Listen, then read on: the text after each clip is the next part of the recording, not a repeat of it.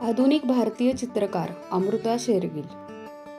भारतीय आधुनिक चित्रकलेला नवे वळण देण्याचे पहिले काम प्रामुख्याने कुणी केलं असेल तर स्त्री चित्रकार अमृता शेरगिल यांचे योगदान पायाभूत मानले जाते।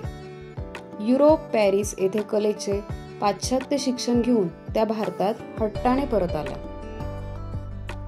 भारतीय आधुनिक चित्रकलेला नवे वळण देण्याचे पहिले काम हे त्यांनीच केलेले आहे। कला शिक्षणाचे पाश्चात्य तंत्र पचवून भारतात भित्तिचित्रे, विविध लघुचित्रशैली यांचा योग्य अभ्यास करून स्वतःची नवी शैली त्यांनी निर्माण केली।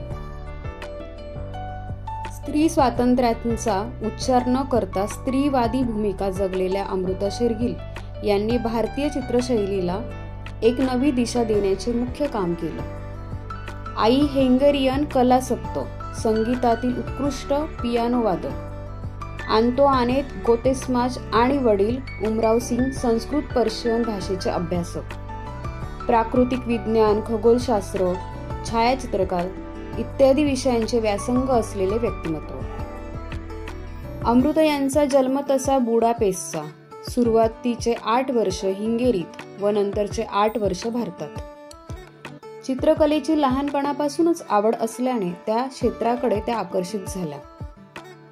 एका पुस्तकात त्यांचं स्वतःचं वाक्य आहे, त्या म्हणतात, मी चित्रकार होण्यासाठी जन्माला आले आहे, दुसऱ्या कशासाठी नाही, याची मला विलक्षण यात्री वाटायची।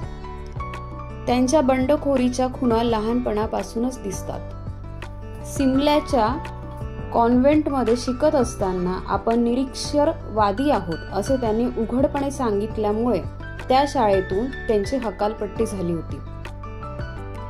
त्यांचा मामा एरविन हा चित्रकार होता।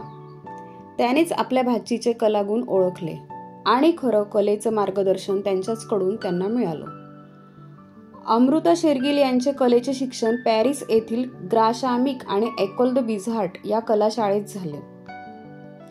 मुळातच स्वतंत्र व काहीशा स्वैरवृत्तीच्या असल्याने त्यांना पॅरिसमधील मुक्त व स्वतंत्र स्त्री जीवन असलेलं वातावरण अधिकच भावलं। पॅरिसच्या शिक्षणानंतर भारतात त्या आल्या।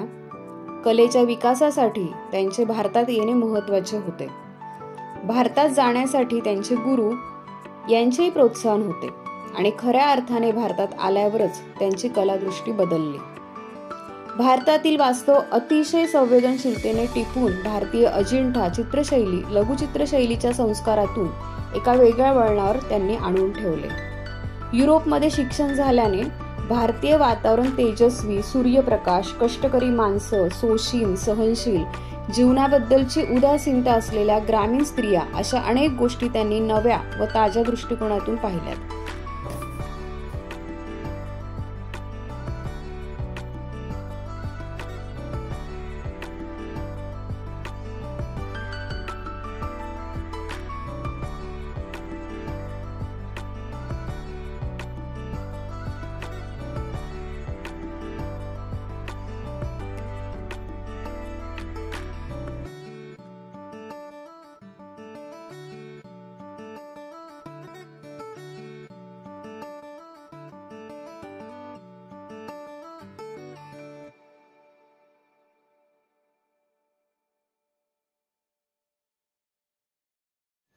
आणि त्यातूनच त्यांची स्वतंत्र चित्रशैली घडायला सुरुवात झाली।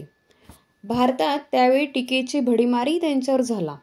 अमृता शेरगिल यांनी भारतीय चित्रकारांवर भरपूर टीका केली, मात्र कलेचा ध्यास त्यांनी कधीच सोडला नाही। आपल्या चित्रकला साधनेत व्यक्तिगत भावभावनांचा अडसरही कधी त्यांना आला नाही। 5 डिसेंबर 1941 लाहोर येथे त्यांचे निधन झाले। मृत्यूपूर्वी त्या आपल्या दुसऱ्या एकल प्रदर्शनाची तयारी करत होत्या।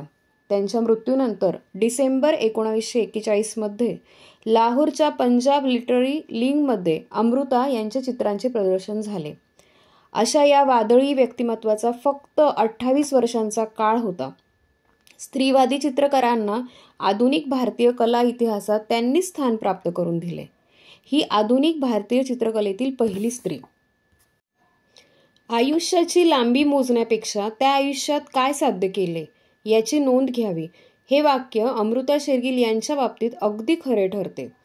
अतिशय छोटेसे आयुष्यमान घेऊन जन्माला आलेली ही मनस्वी कलाकार काळावर आपल्या प्रतिभेची अमिट छाप सोडून गेली.